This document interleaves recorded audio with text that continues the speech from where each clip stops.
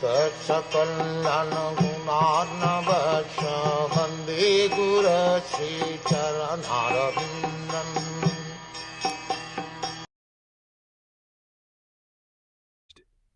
O Narad, because I have caught hold of the lotus feet of the Supreme Personality of Godhead, Hari, with great zeal, whatever I say has never proved to have been false, nor is the progress of my mind ever deterred, nor are my senses ever degraded by temporary attachment to matter.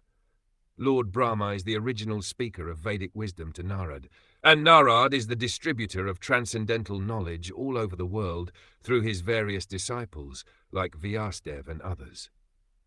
The followers of Vedic wisdom accept the statements of Brahmaji's gospel truth, and transcendental knowledge is thus being distributed all over the world by the process of disciplic succession from time immemorial, since the beginning of the creation.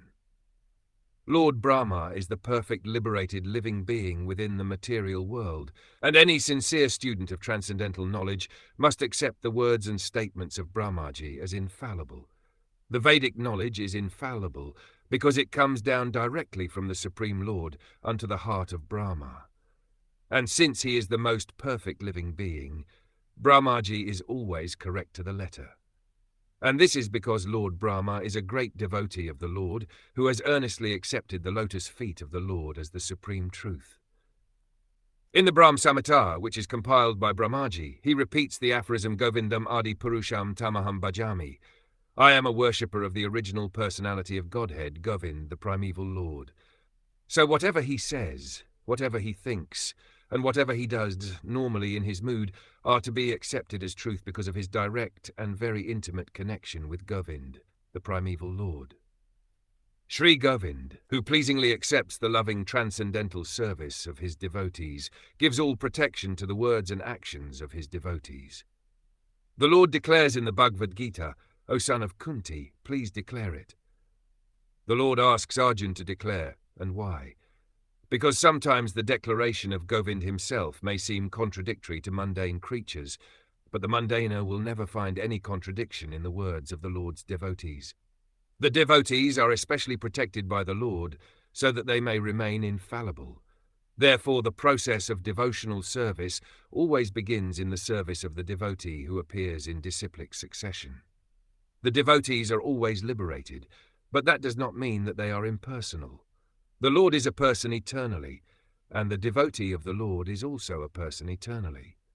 Because the devotee has his sense organs even at the liberated stage, he is therefore a person always. And because the devotee's service is accepted by the Lord in full reciprocation, the Lord is also a person in his complete spiritual embodiment. The devotee's senses, being engaged in the service of the Lord, never go astray under the attraction of false material enjoyment.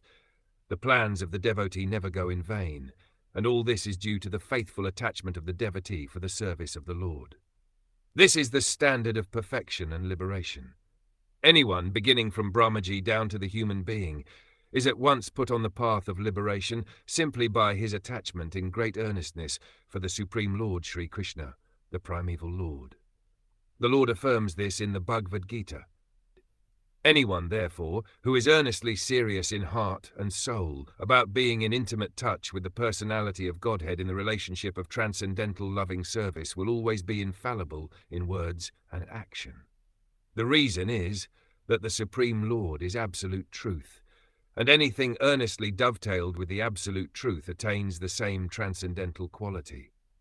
On the other hand, any amount of mental speculation on the strength of material science and knowledge without any bona fide touch with the absolute truth is sure to be a mundane untruth and failure, simply due to not being in touch with the absolute truth. Such godless, unfaithful words and actions, however materially enriched, are never to be trusted. That is the purport of this important verse. A grain of devotion is more valuable than tons of faithlessness.